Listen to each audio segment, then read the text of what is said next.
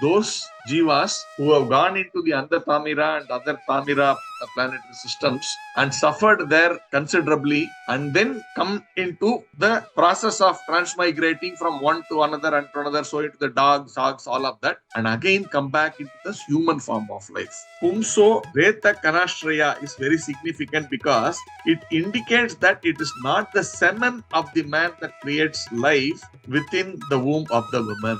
Rather, the living entity, the soul, takes shelter in a particle of semen and is then pushed into the womb of the woman. Then the body develops. Actually, takes shelter in that semen. Womb is actually pushed into that semen, and it is using that as a vehicle to penetrate that egg, and then after that, the biological things happen. But only because of the soul which is present there, that development happens. On the first night, the sperm and the ovum mix.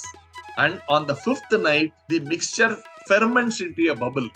On the 10th night, it develops into a form like a plum. And after that, it gradually turns into a lump of flesh or an egg, as the case may be. So this is all the process of how the embryo develops inside the body. There are 4 kinds of types in which the body develops. One is this trees and plants, which actually sprouts from the ground, from earth. Then the second one grows from perspiration. Examples are flies, germs, and bugs. From the perspiration, the bugs, we also understand, right? In these bed bugs, they call it. Then the egg. The body gradually develops either into a lump of flesh or into an egg, as the case may be. In the case of birds, it develops into an egg, and in the case of animals and human beings, it develops into a lump of flesh. So this is the second verse. Third one, in the course of a month, a head is formed, and at the end of the 2 months, the hands, feet, and other limbs take shape.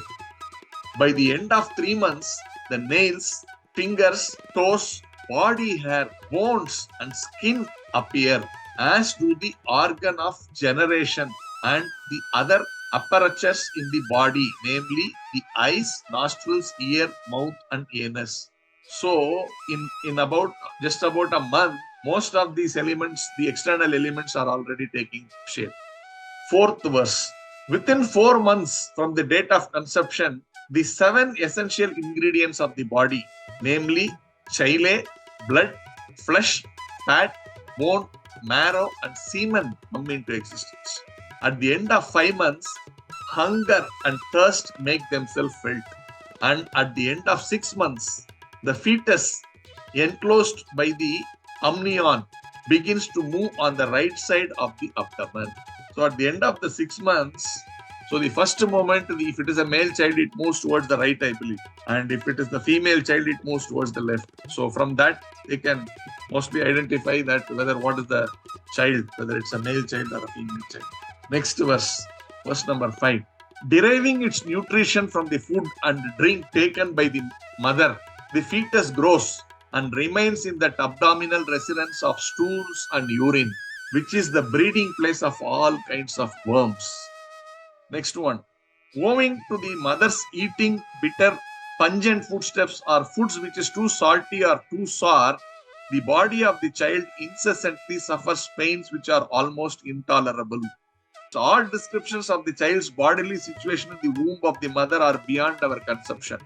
Then we are into the 8th verse. Placed within the amnion and covered outside by the intestines, the child remains lying on one side of the abdomen, his head turned towards his belly and his back and neck arched like a bow. The child thus remains just like a bird in a cage without freedom of movement. At that time, if the child is fortunate, he can remember all the troubles of his past 100 births, and he grieves wretchedly. What is the possibility of peace of mind in that condition? It is said that this human form of life is the only means for crossing over the nascence of Maya or material existence. Thus, endowed with the development of consciousness from the 7th month after his conception, the child is tossed downwards by the airs that press the embryo during the weeks preceding delivery. Like the worms born of the same filthy abdominal cavity, he cannot remain in one place. because of the pressures that is there and the naturally the airs which push the embryo down towards that suspended womb. The next verse. The human soul says, I take shelter of the lotus feet of the Supreme Personality of Godhead, who appears in his various eternal forms and walks on the surface of the world. I take shelter of him only because he can give me relief from all fear, and from him I have received this condition of life, which is just befitting my impious activities. Another significant point in this verse is that the Lord comes ichchaya by his own will. Next one.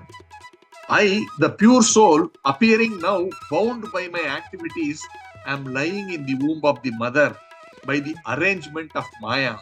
So I offer my obeisances unto him who is also with me, but who is unaffected and changeless. This is important. Atmayamana hridaye vishitam. That means he is sitting in the soul as the super soul, which is vishuddham avikaram akanda baddham. That means, see, the supreme, so the super soul is always sitting apart from all the contamination, vishuddham. The living entity is contaminated and suffering because he has material body, but that does not mean that because the Lord is also with him, he also has the material body. He is avikaram, that means changeless. Fallen into the pool of blood, stool and urine within the abdomen of his mother. His own body is crushed by the mother's gastric fire. The embodied soul, anxious to get out, counts his months and prays, Oh my Lord, when shall I, a wretched soul, be released from this confinement? Therefore, without being agitated anymore, I shall deliver myself from the darkness of naisance with the help of my friend. Clear consciousness. Simply by keeping the lotus feet of Lord Vishnu in my mind, I shall be saved from entering into the wombs of many mothers for repeated birth and death. He is saying, therefore, don't waste your time. Simply chant Hare Krishna, Krishna Krishna, Hare Hare, Hare Rama, Rama Rama, Hare Hare. He says, can be chanted even within the abdomen of one's mother. One can chant while sleeping, while working, while imprisoned in the womb, or while outside. This Krishna consciousness cannot be checked in any circumstances. The conclusion of the child's prayer is, let me remain in this condition.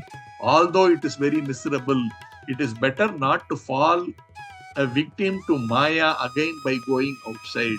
Lord Kapila continued, 10-month-old living entity has these desires even while in the womb, but pushed downwards all of a sudden by the wind, the child comes out with great trouble, head downwards, breathless and deprived of memory due to severe agony. The last verse, the child thus falls on the ground, smeared with stool and blood, and placed just like a worm germinated from the stool. He loses his superior knowledge and cries under the spell of Maya. So he was thinking all this big Bhagavatam inside the stomach. After all this agony and coming out, his memory is lost. Krishna says, I give you the memory by which you can remember me. And he gives many places. I give the memory and I also give forgetfulness. So now the child, initially being a Bhagavata inside the stomach, he comes out and he becomes an ordinary child. He forgets all that because of the pressure in which he has come out. He forgets all of these things.